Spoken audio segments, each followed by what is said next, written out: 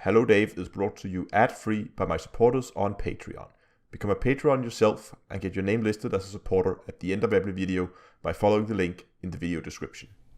Hello ladies and gentlemen, and welcome back to Hello Dave with Down to Earth Astronomy. I hope you had a wonderful weekend. It's Monday, so let's have a look at what's been going on in Elite and on the channel. First of all, I want to quickly touch upon the whole ferry megaship ordeal. I launched a video on Saturday where I go over the little information that we have, talk about it, and boy did you guys love discussing that topic. I mean, at the time of recording, I think that video had, was it almost 150 comments that reached through, and it's right now just about a day after it went live. So yeah, that was definitely a topic you guys love to discuss, and there was some comments and recurring comments that I want to address real quick. One of the comments that I actually found was a really good comment said that they don't think there should be ferries going all over the place because it would make the game feel small. And I just wanted to clarify that my critique of the new ferries is not a critique of the length that it's going. I think the fact that we have ferries to locations close to the bubble, like the Guardian space, and if they built one, for instance, that went down to Maya, perfect, it would be fine. Distances of like noticeable areas, maybe even having a very like high frequency ferries going across the bubble from like main locations or something like that. I don't know.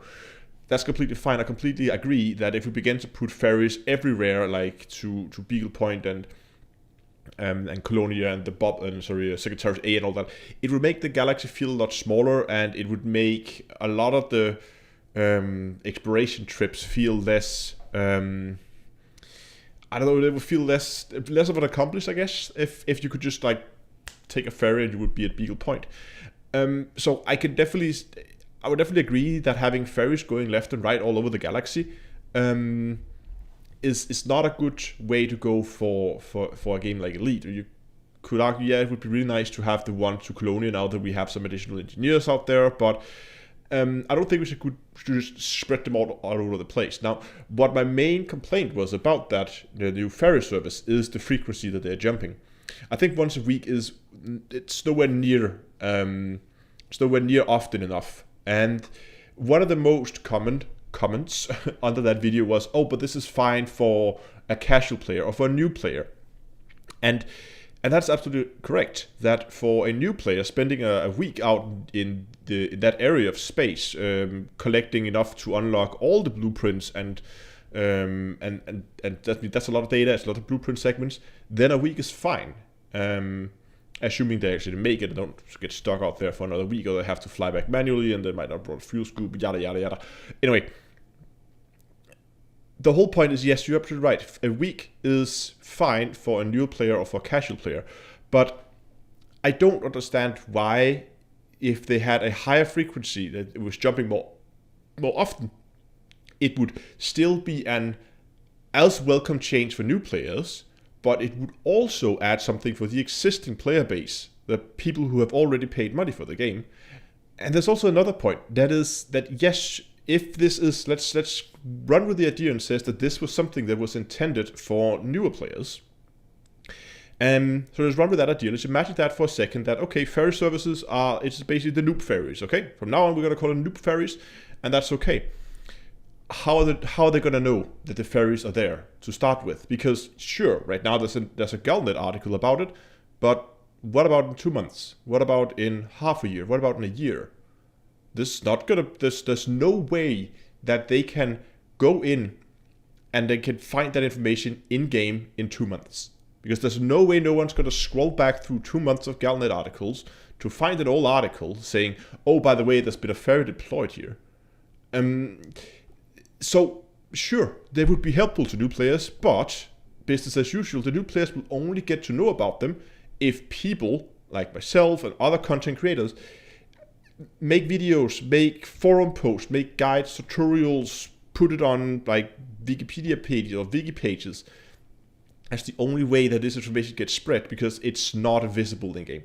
So if this was supposed to be a new player friendly feature, then it needs to be a lot more visible. It needs to be something like when you open up your map, you need to see a big red line connecting these two systems, with a small special icon, maybe, I don't know, or just another color on the lines, so that when you open up the galaxy map as a new player, you think, why is there a red line between these two systems? I better go and look at one of them. And then when you get into the system, the ship should say, yada, yada, yada, ferry. So people know what, I mean, okay, it should be a lot more obvious what's going on here. So that's one of some of the complaints that I had about this, and a lot of you guys also agreed with me that the way they implement it right now, they are pretty much useless. And to sum it up, I mean, yes, I agree. They would be useful to casual players, because casual players will know they're there, and it would benefit those. But for new players, they're not going to be useful, because they're not going to know that they're there at all. They will be so far into the game before they realize the ferry exists. And my guess is, in about 2 months, half of us would have forgotten anyway, because we're not going to use them, unless Frontier decides to increase the frequency, if they even can. I don't know if that's weekly server tick. I mean, that must be some, like, they use it for power play. They're basically happening at the same time as the power play tick, right? So I guess that maybe it's just that they can't do it yet. How they're then going to do it with when the fleet carriers come in. See, I mean, that was the whole point. I thought this was going to be them testing the moving ships or location, like assets around in Elite outside of a server tick. I thought this was what the ferry was supposed to be a test of, but clearly it's not. Or maybe they just implemented it now and going to increase the frequency later. We don't know what they have planned down the road. But talking about down the road, we have some more information about the upcoming events in the Interstellar Initiative. So right now we have this corporation, center partners, who set up this ferry service that jumps once a week. But Frontier leaked a little bit about what's going to go and happen in some of the next phases, and they said more corporations are going to begin to pay interest to get a foothold in the systems out there in Guardian space. So there's going to be some conflicts going on over there, whether that's going to be going on like through a war, or it's going to be a trade war where we have to hand in materials. If you go out there now, you will see there's a ton of USSs in the system, like convoy dispersal patterns, degraded emissions, and where you can get a lot of these Guardian materials from. They are a little special, because they're in that area, so you can get the Guardian materials from these. And I'm pretty sure that there's going to be like a phase in this Interstellar Initiative where we have to go and collect Guardian materials and then hand it in. And my guess is we're going to be able to hand it in for 2 factions that are going to be competing in the area, because Frontier said they're going to be competing factions, and based on which side wins that conflict, we are either going to get some new special missile launchers, or we're going to get some new special multi-cannons. Exactly what the stats is going to be like on them and how exactly they're going to work, we don't know a lot about yet. But what Frontier has said is that they are going to be, you can synthesize different types of ammo into them. So instead of just having the usual like +% to damage type of ammos, you're now going to be able to, for instance, synthesize AX ammo. So suddenly your multi-cannon become usable against Thargoids, or maybe you could do other kind of synthesis, which I actually think is a great idea. That's actually a pretty awesome idea, and I could also see this being something you could use if this was more widely implemented. This was something that would really change the face of combat. If you would have like special effects you could apply to your weapons based on what ammo you have synthesized. So you could see people synthesizing different effects at different points in a fight. If people are really going to begin to optimize it. Or if you could even synthesize without getting shot at. But I guess being able to change that up in the middle of a fight would be really fun if you could get a few seconds of peace and quiet to do your synthesis. But I think that's a great idea, and it also seems that the weapons is not going to count towards the 4 hard point limit for Thargoid weapons or AX weapons. So that means we can now have 4 AX weapons, 4 AX multi-cannons if we want to, and we can then also have these new multi-cannons where we can then synthesize some AX ammunition to have more firepower, more dagger to take down Thargoids. I assume there's going to be the multi-cannons that wins, because knowing Frontier, we're not going to get a lot of information about them. We're not going to know which sizes are going to be available, what kind of damage output are they going to do. So I think all we're going to know is just going to be, do we want missiles or multi-cannons? And based on that, my gut feeling is most people are going to say we want multi-cannons. So we're probably going to get those at some point. But the idea of having the special, basically the experimental effect on the ammo, so you synthesize the ammo, I think is a great idea. And I would love to see that more wildly implemented into the game. So instead of having these expensive extra damage output, which often is not worth it, you can begin to synthesize different effects, and that would be really awesome, I think.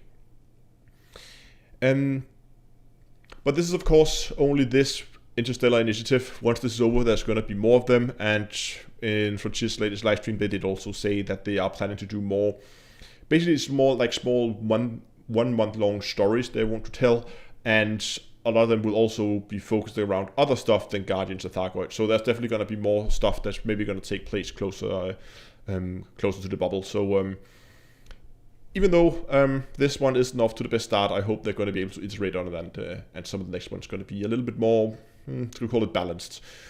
But I think that's about what I have for Elite. I have some rather interesting news about the channel as well. A lot of you might already have noticed. I've tried to post it everywhere, but the merch store is finally up and running. I did mention this in some of the previous Low Dave that I was working on it. It's up and running. There's a link in the description. You can go down, you can check it out. And remember, if you're supporting the channel on Patreon, head over to Patreon. There's a discount code over there that will give you $5 off every item that you buy. So, link for that. Please go over and have a look. There might be something you like. How are we on time? We're doing okay. I'm just going to jump quickly over to the live stream tomorrow, of course. Business as usual. Tomorrow at 7 o'clock in-game time, streamed both on YouTube and over on Twitch. And I think tomorrow I want to take the cucumber out for a spin. Again, recently did my my build video on it, and want to take it out and give it a go, and give that thing some airtime or space time, I guess. Because it's been a while since I've been out slaughtering NPCs, apart from in Eagles, but it's been a while since I've had the cucumber out. There's been so many other things to do in the game lately. So that's probably what we'll be doing tomorrow. Take that out, try to find something fun to kill. I think I want to try and go and take some of these, if I can find them, some of the kill the pirate lords kind of mission, because I often find them pretty funny, because it's a little bit more of a challenging target rather than just having like a horde of easy targets to kill. So I think I'll be trying to take some of those, again, try to see if we can kill some highly engineered NPCs. That would be pretty fun, I think. But yeah, I think that's going to be it for this week. Thanks a lot for watching, guys. If you liked the video, give a like, subscribe to the channel if you haven't done that already. And until next time, I will see you guys in space.